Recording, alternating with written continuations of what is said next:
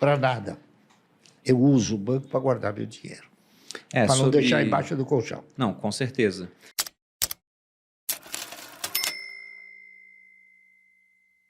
Mas sobre isso do IPCA, ótimo que você falou, porque de fato, se você pega e mede a sua própria inflação, muito provavelmente ela vai dar muito mais alta do que o índice do governo, Sim. porque na própria metodologia do IPCA, eles colocam lá, que é uma cesta de consumo para famílias que ganham entre 1 e 40 salários mínimos.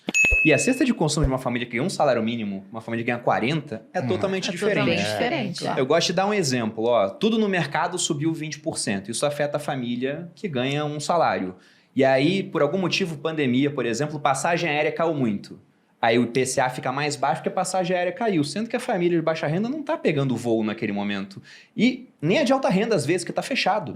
Então, o que caiu porque não teve demanda. Mas o que você quer comprar está tudo muito mais caro. Então, muito provavelmente, se você fizer a sua conta de inflação em casa, de fato, a tua inflação particular vai ser muito mais alta do que a inflação que nós vemos medida por um índice, que é a do IBGE, o IPCA, e o IBGE também é um órgão do governo. Então, pode ser que eles queiram até, não estou falando que isso acontece hoje, mas o governo fala, olha, a carne subiu muito. O brasileiro nem gosta tanto de carne assim, não. Agora o brasileiro é vegano. Tira a carne aí e bota uma outra coisa para corrigir o índice. Deixa só o feijão, Bota o por pirulito, exemplo. né? Eles botam o que não subiu, põe pô. o pirulito, que o pirulito não aumenta. Mas aí, já falando um pouco agora sobre futuro. Porque você falou, poxa, o passado, né? Minha história está no livro, tudo. Como é que você encara as perspectivas para esse ano? Porque nós temos uma bolsa barata no geral, com várias empresas de qualidade e que tem aquele perfil que vocês gostam dentro da AGF, ou seja, empresas perenes, empresas que são mais consolidadas, que têm barreiras contra a competição, boas pagadoras de dividendos, pagando 10% até mais do que isso pelo preço atual, mas também tem essa sombra de tributação, por exemplo. Tem a questão de que o pessoal acha que, olha, os preços podem cair mais do que já caíram devido à ingerência governamental. O que vocês estão olhando para agora nesse cenário? Bom, eu, pelo menos, estou examinando à luz do seguinte sentimento. Esse país já teve que suportar, depois da intervenção militar, um cidadão chamado José Sarney, que teve um ministro que hoje ele ostenta galhardamente o seu nome no Guinness Book, porque ele foi o ministro que teve a possibilidade de produzir a maior inflação nesse país. Né?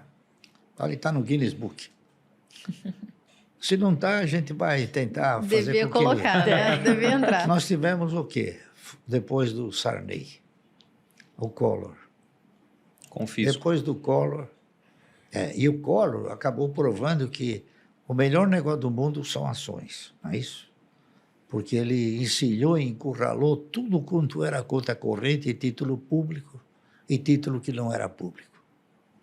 Então, ele mostrou a todos os brasileiros que ações têm uma garantia que não se imagina e uma segurança que ninguém interpretava ter.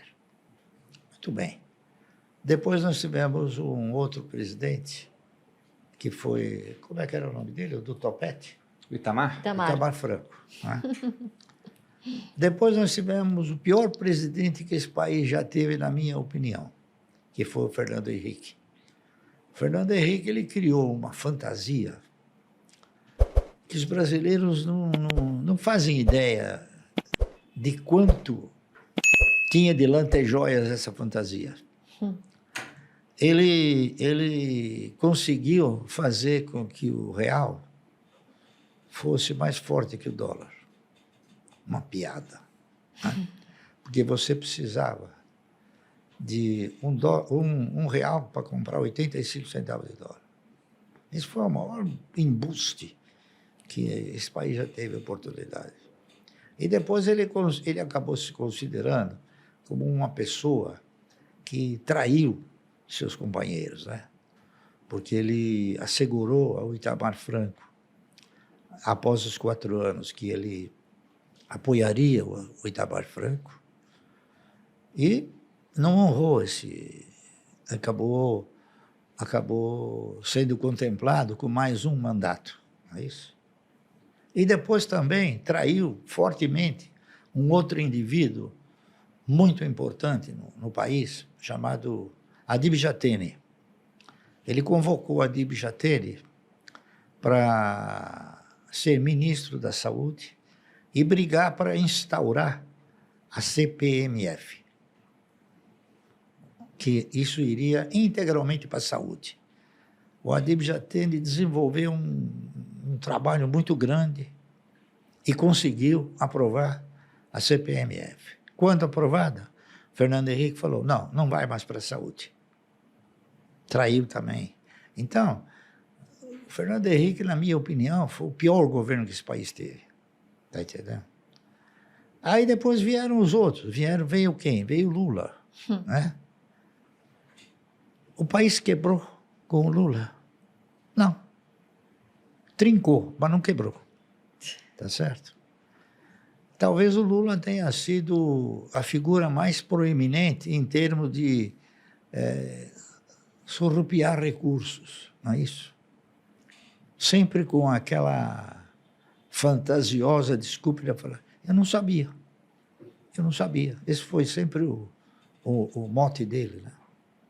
Aí veio a Dilma, mais 6 anos. O país suportou isso. Então você veja uma coisa interessante. Aí veio o Bolsonaro, não é isso? O Bolsonaro tentou mudar um pouco as feições estratégicas do país.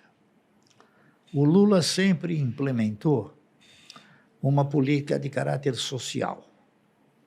Está correto? Essa política de caráter social sempre teve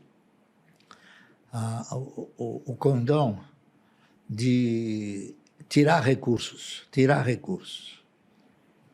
e oferecer àqueles que não sabiam pescar o peixe. Então, uma política estratégica de cunho social, não de cunho econômico. Está entendendo? Muito bem, o Bolsonaro tentou alterar essa estratégia para o cunho econômico. Só que, num determinado momento, ele chegou na conclusão que ele somente conseguiria se reeleger se ele optasse também pelo populismo. E ele optou aí pelo populismo, abandonou a estratégia de implementar uma configuração econômica no país.